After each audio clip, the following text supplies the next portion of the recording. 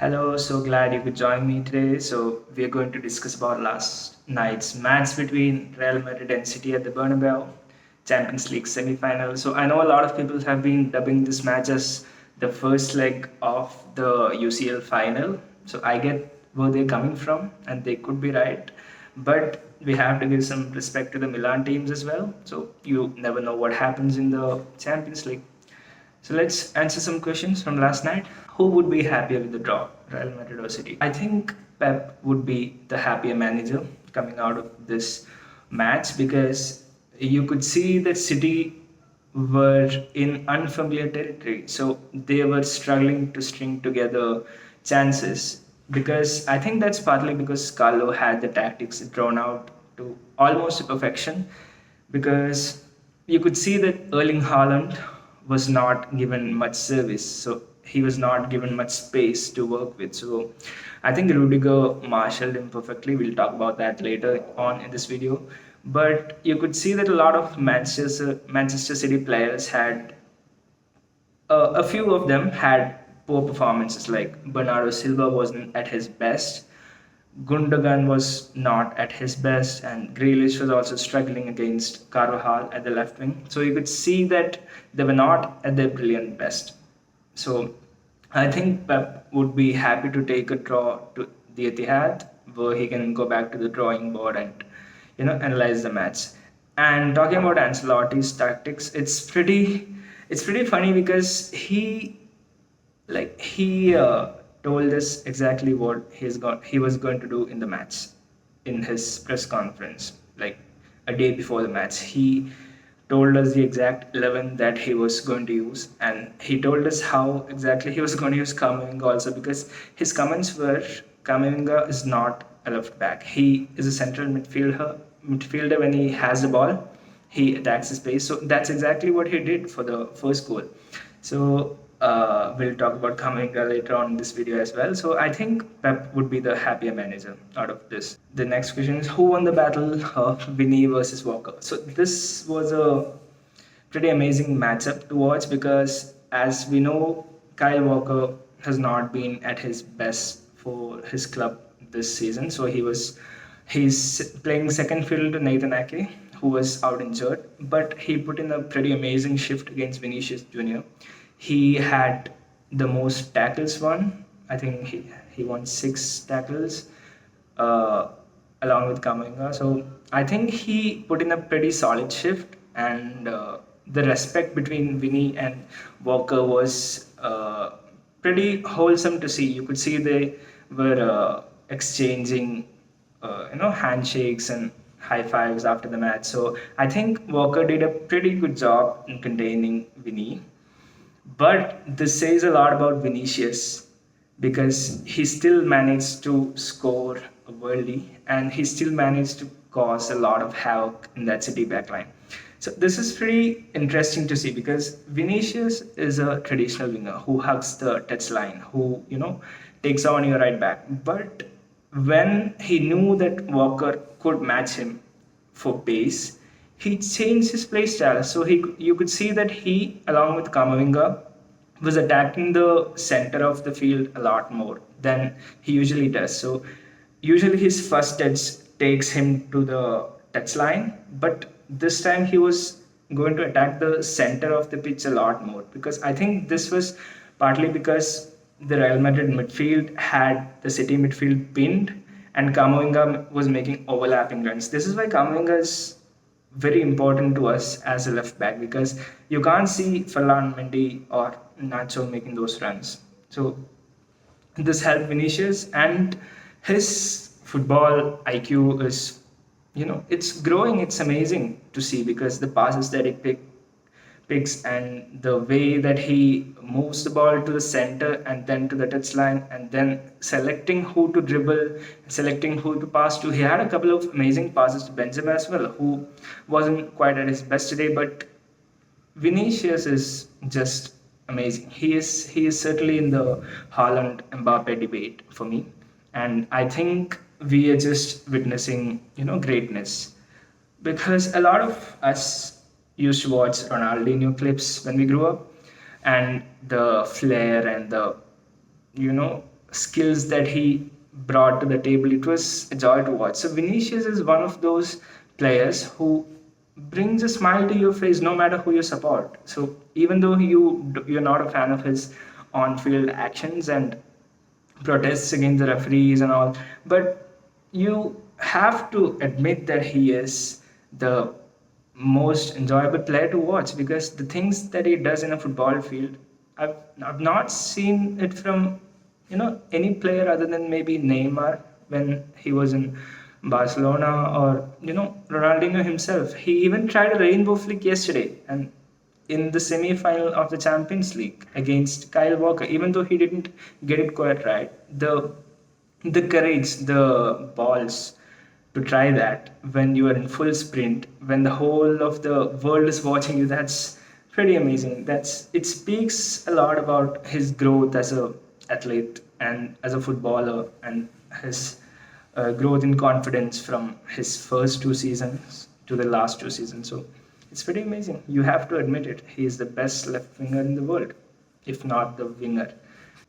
How good is Kamavinga?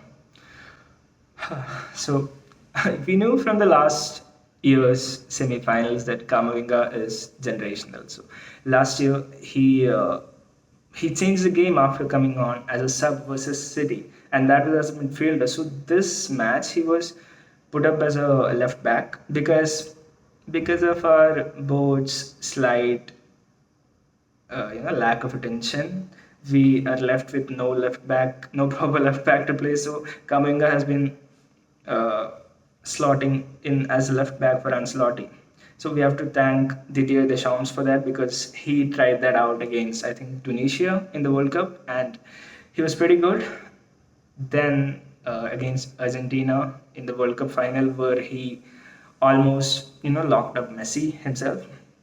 So this performance from Kamavinga, I think it was amazing, because you could see how much he wanted to progress with the ball. He's not a left back who strictly marks the opposition's right winger. He is a left back who is naturally a midfielder, so he always has a tendency to drive forward and centrally to the field. You could see that in the first goal as well, where he provided the assist. And on top of that, he had the most touches in Real Madrid team. Usually that belongs to Toni Kroos, but Kamavinga had even more touches than Toni Kroos himself. That says a lot about him as a player. And he had the most tackles one, along with Kyle Walker.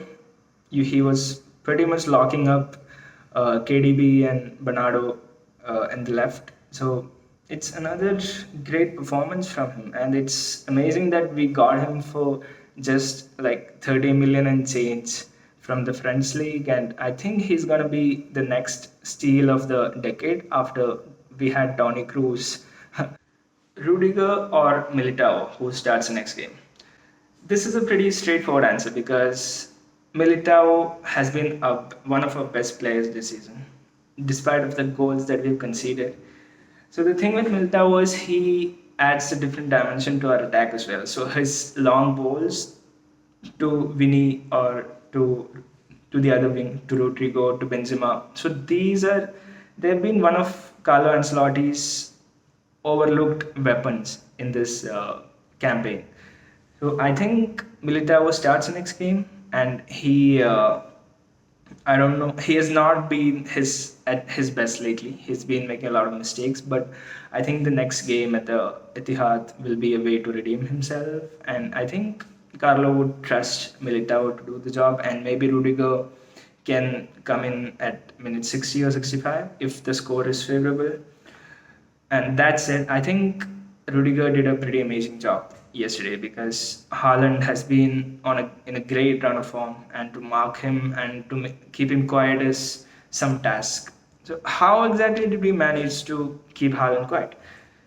I think this has more to do with us marking out KDB and Gundogan and Bernardo Silva from the game. So I think our midfield of Fede, Cruz, and Modric and Camavinga did a pretty good job at marking those players, not giving them the space. So you could see that City had more possession with Rodri, with Stones, with Ruben Diaz, with Akanji, but KDB, Bernardo, and Gundogan, who are the actual danger men of the City team, they didn't have that much to work with. So keeping Haaland quiet is a natural consequence of keeping KDB, Bernardo, and Gundogan quiet. So we did that pretty effectively, which was quite surprising to see because we've been shipping a lot of goals in the La Liga lately. So I think Carlo got that pretty spot on, and Rudiger had a good performance. But Militao and Alaba should start the next game. So why didn't Pep Guardiola make a sub?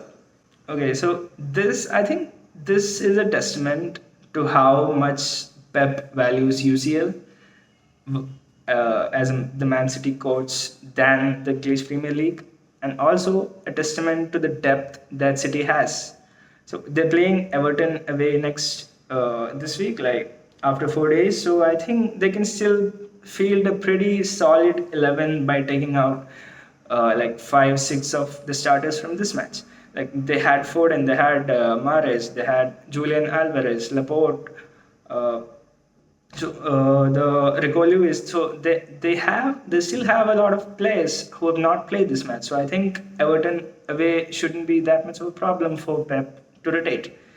But I still think that this was Pep's way of parking the bus.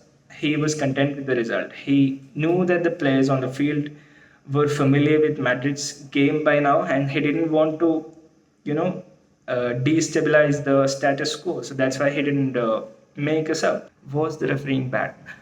I don't think the refereeing was bad. It was pretty average. It was nothing special, but it was not pathetic either because I think our standards for refereeing have been pretty lowered by the La Liga refs and their pathetic performances. So I think this referee was more lenient with his yellow cards because I saw a lot of fouls that went unpunished, especially in the first half. So I don't know how Carvajal or Rodri escaped yellow cards in a few circumstances.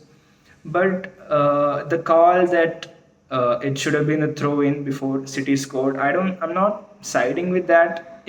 I think if we weren't at the other end of the call, I think we would be arguing against it as well. So I don't think that has a lot to do with the result.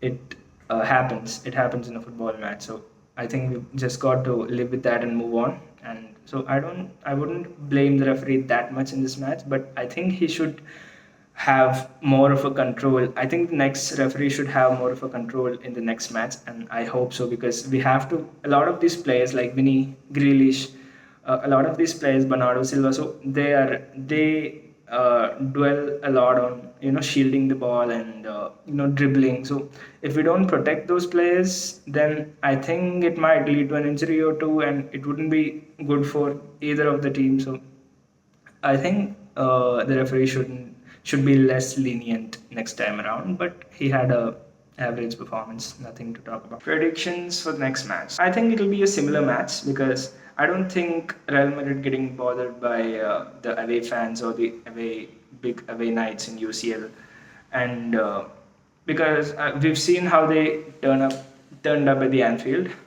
So, but yeah, I think they'll struggle to keep out City more than they did today because City will be more determined to score, and Rudiger might not be the next leg. As I mentioned, it might be Militao versus Haaland, and we have to see how that goes.